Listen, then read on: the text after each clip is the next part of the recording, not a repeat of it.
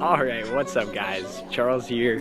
How we doing? We are back. It is summertime. We're gonna do another race breakdown, kind of like last video. My man Steven and I got a ton of great footage from the race, but we're kind of gonna throw some commentary on it, turn it into a video, and get summer started off right. We're gonna be talking about the Peyton Jordan 10K. I ran 27:40 and was able to break the British U23 record for 10K, so that was dope.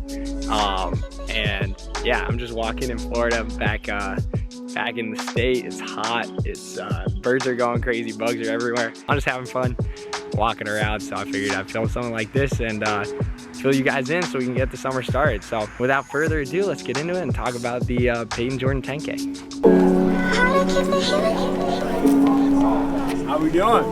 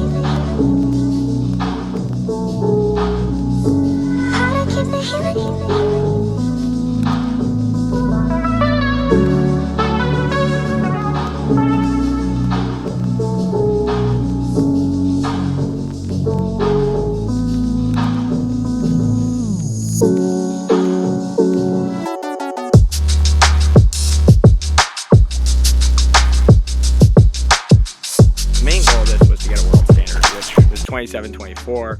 I don't know if I already said the time in the intro and spoiled it, but we did not quite get that, but we ran super fast anyway, which was dope. So to hit 27:24, we needed to run 13:44 twice. We were kind of pacing for 13:45 and then try and close hard, well, a couple seconds faster. But really, yeah, 13:44 twice. So it's really difficult because breaking 14 for 5K is hard enough on its own. But we trained well for it, and I felt like we were prepared, so it was just a good time to go for it. We had a really good group together. We had myself, Kai, and Cole going for it, and we had Adrian Wildshut, Dylan Maggart, Cam Levins, all guys who were going to help out, you know, throw some help in after the pacer dropped off, and we were all going for the world standard. So before the race, we'd all talked about taking 800s, trading off, seeing how that felt. And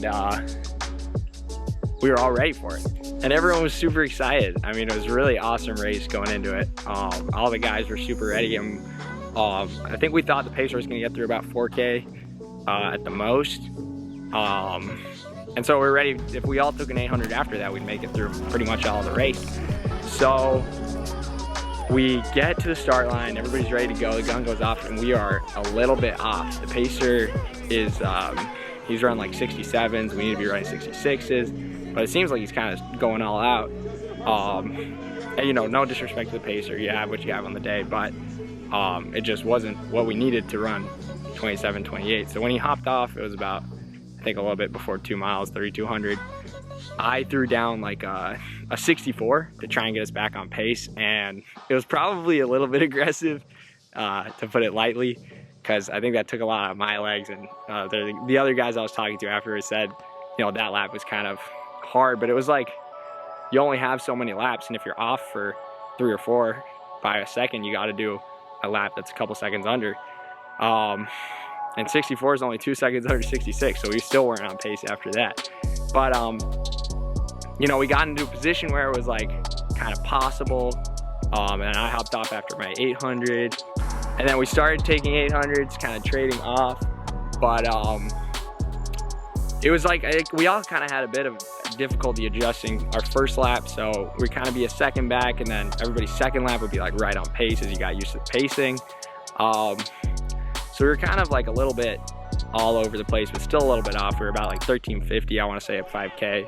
And then at that point, it was just kind of like holding the group together and fighting through. I know Cam Levin's put in a huge push, a really like selfless push to the front to take an extra 800.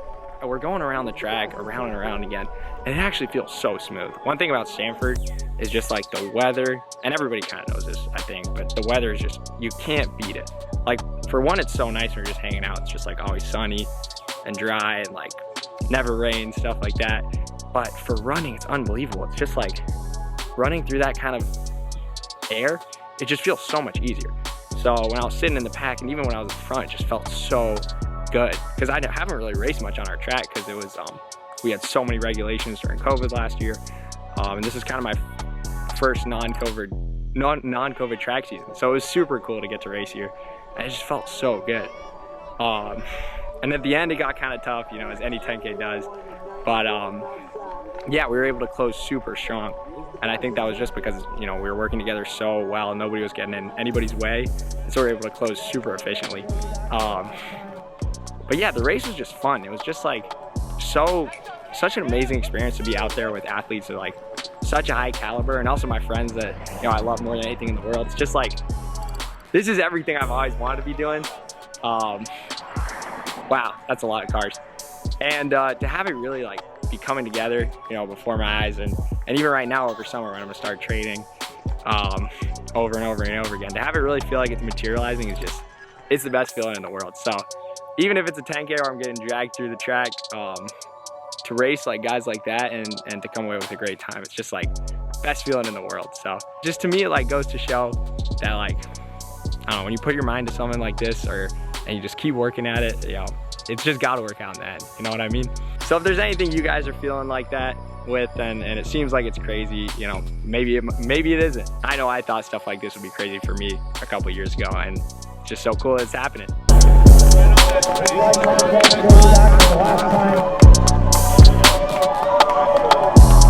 go, Cam! Yeah, looking through!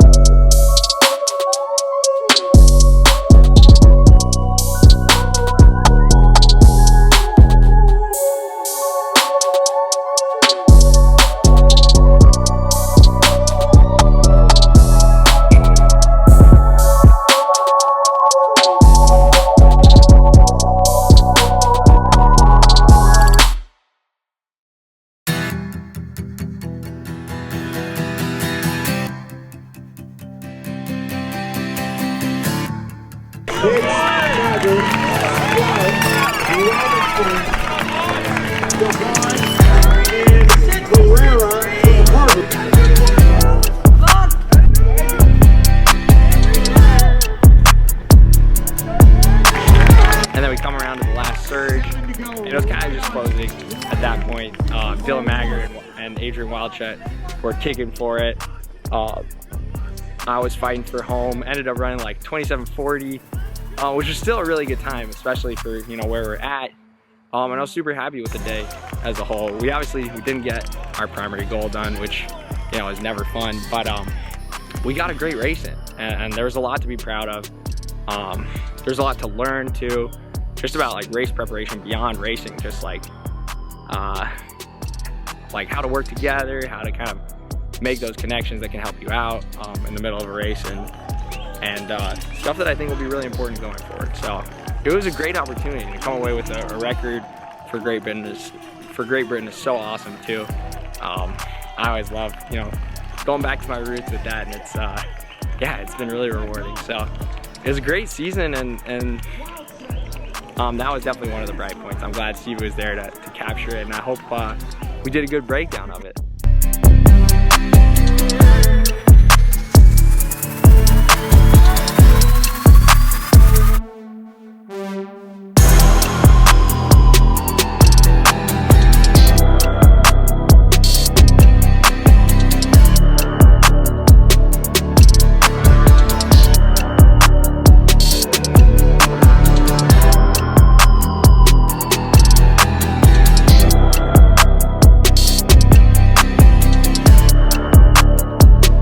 Super excited for this summer. Got no classes, got nothing going on, so I'm gonna be trying to film as much as possible, both on YouTube and Instagram, and maybe some other places. We'll see what I can actually get done. But yeah, this is something we've been trying to put out for a while, so I'm super excited about it. I'm getting eaten alive by gnats now, so I'm gonna get in my car and drive off to dinner or something. But I love checking back in with you guys. I hope this video was good. I hope you enjoyed the breakdown. If you watched the race back when it happened, I hope you enjoyed it then. It's fun to watch again now. You guys are so awesome. I'm gonna keep you all posted with what's going on this summer. And yeah, I'll see you when I see you. Peace.